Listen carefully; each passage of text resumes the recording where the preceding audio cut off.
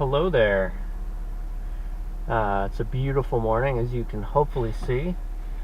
We've got birds flying, we've got the multicolored sunrise, and it is all of 23 degrees outside.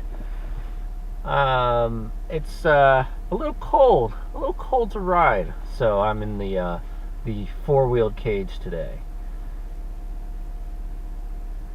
I don't know how this one's going to turn out, but it's basically a reaction to some videos. I'm not going to post it as a response video because I just don't want to. I don't want it to be a response to any specific person's video, but I've seen videos where people try to give tributes to motorcyclists that have passed away, and there was one in particular I saw, and it really struck me because the person doing the video, he was very shocked about death. He was not only talking about this one motorcyclist in their life, but he was clearly also wrestling with death itself and the finality of it and the seemingly unjustness. I don't know if that's the word I could use, but just the idea that it doesn't make sense when good people die young, when there's terrible people out there doing evil that seem to thrive. And I was just thinking about it, and stirred up some emotions and thoughts in me, and I just wanted to kind of share them. The other leg of that struck me was that when I looked at that motorcyclist's YouTube page and his vlogs, every single opportunity he had to make an aggressive maneuver he did, he rode fast. He cut people off. He would lane split. He would lane split on the double yellow line and would get in the way of oncoming traffic. And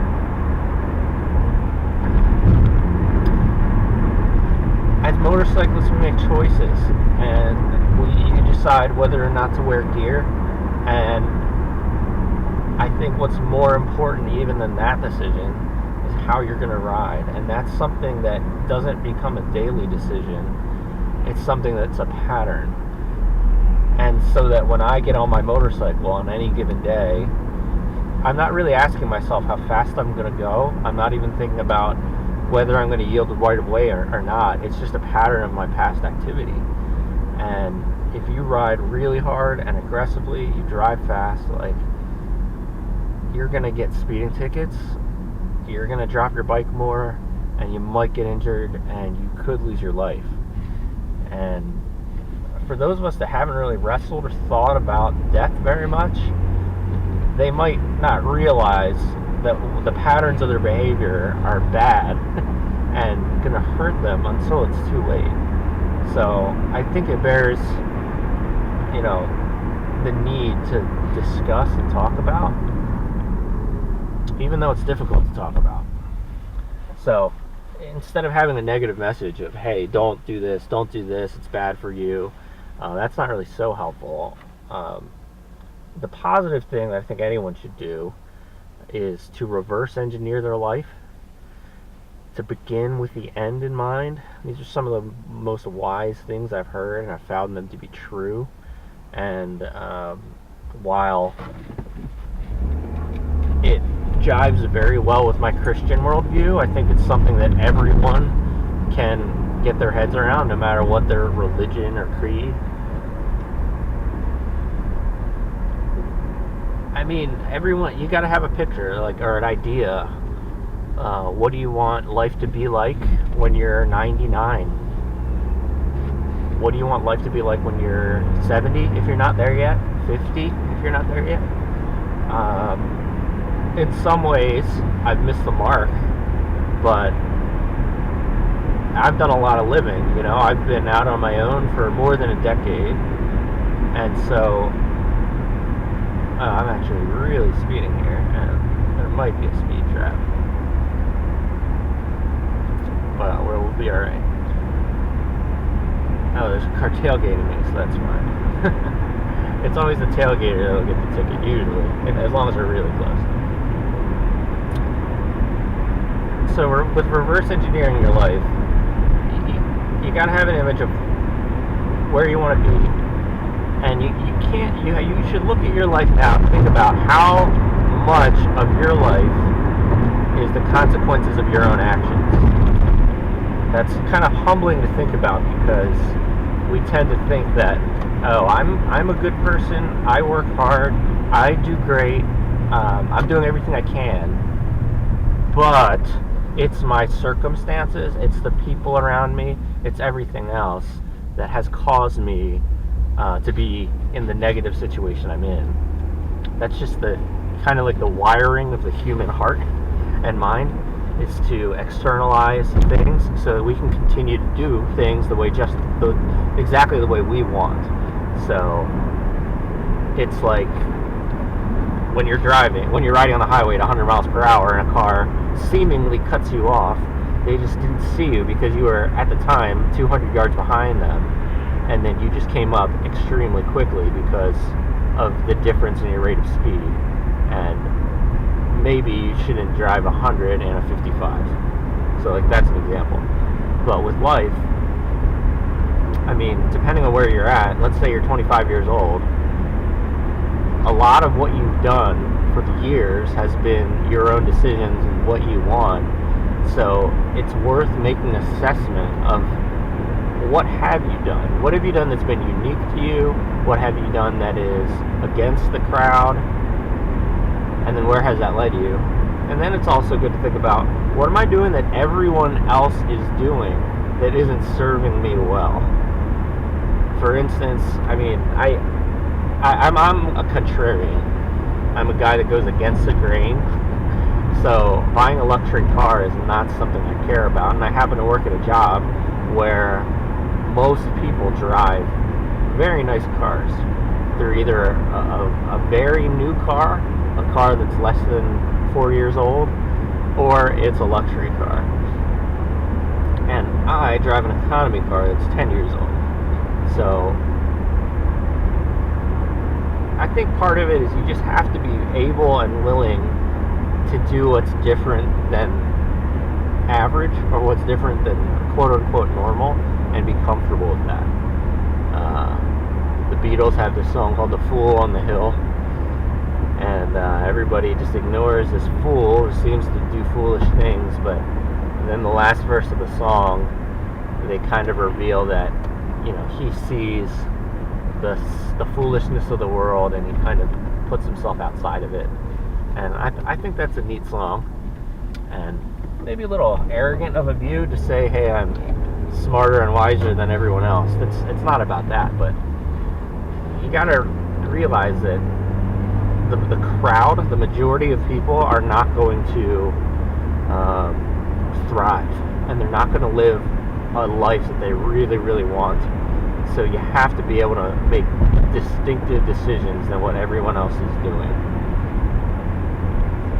So if you're a motorcyclist, ride slow and ride really safe. I think that's important. And just for anyone in general, don't do what everyone else is doing because they're living for the moment, and think hard about what is going to get you towards a life that seems to make more sense for you. So for me, retiring early is a priority. I knew this about myself when I was younger.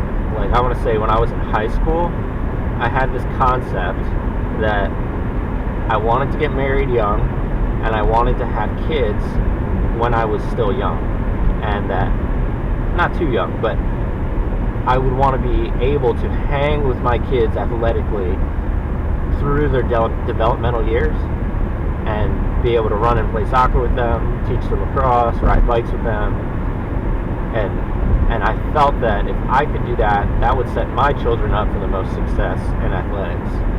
You know, I'll be able to help my kids in their math homework when I'm 60, hopefully.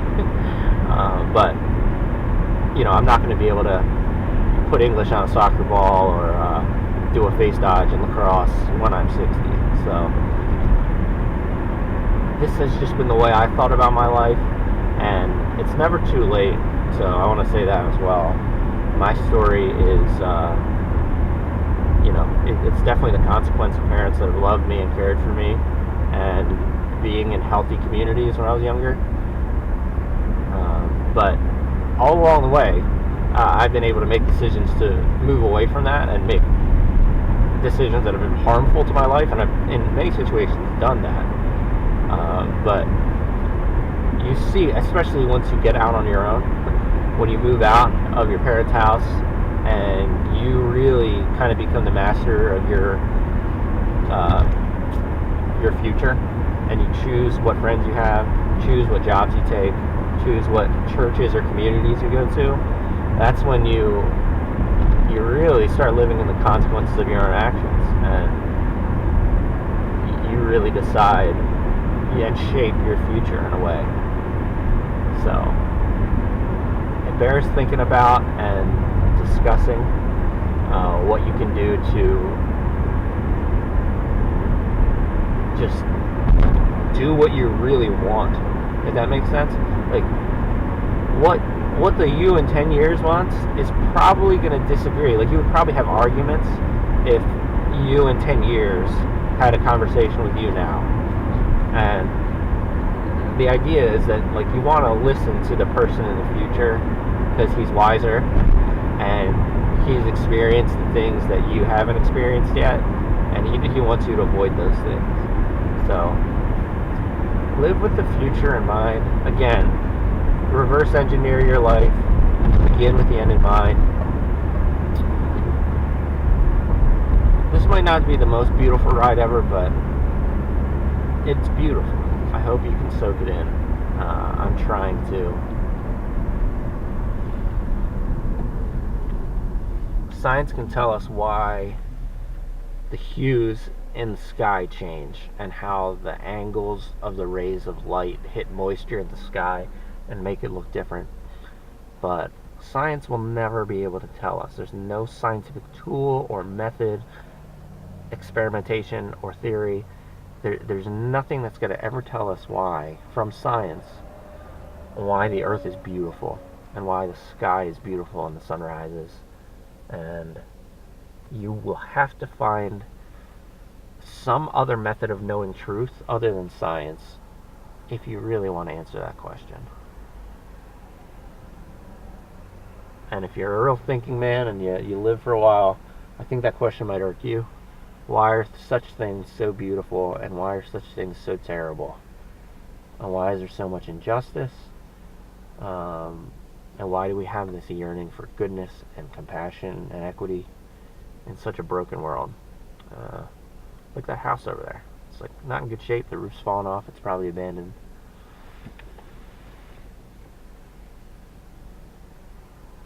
I don't know. So there's something in me that wants to look at a place like that and say, like, I'm not done with it. Like, it doesn't need to be torn down. Like, what can we do to make that new again? Science is not ultimate in answering those types of questions. I'd be interested in debating with the scientists on questions and topics that I would choose. Like, hey, what career should I take? Or, I have feelings for this girl, but I have these concerns. Should I pursue a relationship with her? Questions like that are very real, very true. Do I favor my parents or do I favor my children in family decisions? And I don't think any of the biologies or ologies are going to really help you with those. At least from what I've found, and I've done a lot of searching, I think. If you have comments about how I can use science better in my life, I'd be interested in knowing it. But we kind of tend to make those decisions based on, I don't know what. It's really like crowd think at this point. What gets the most upvotes on Reddit, or what does the celebrity that has the most Instagram followers say? And a lot of the advice and a lot of the quote-unquote wisdom of today, I don't know if people are going to follow it in 50 years. I think when people live out ideas to their conclusion and exercise them and test them ideas kind of fall by the wayside. So I want to hold on to ideas that are classical and true over generations, and I find a lot I don't like in Christianity, and I have no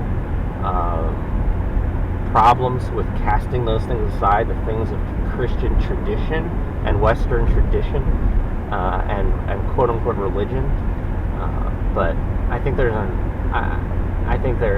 is doable while still knowing in your heart that the true central things of the faith, the creeds, are true. That might need more unpacking, and maybe it's another video, but you gotta find something where you can help make these decisions about your future, about what you want to do. I think all of us will say there's things in our life we don't like, and when you can really think about it, look yourself in the mirror, open your eyes fully, you might see that a lot of the things you don't like about your life, or that I don't like about my own life, are just the consequences of our actions. So it's a new year. You can be a new you really can, and you can make changes. Well, I'm nearing my destination as I go over the river and through the woods here. So I'm going to leave it at that. I talked a lot about future, the decisions you make, patterns.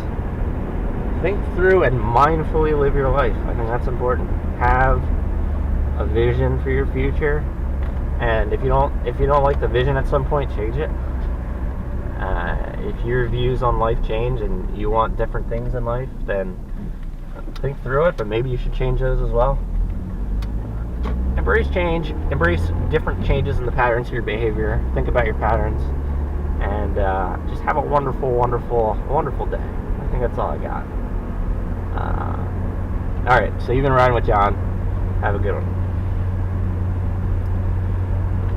Riding with John is sometimes not very fun. He talks about death and really sad things about our own lives. Subscribe.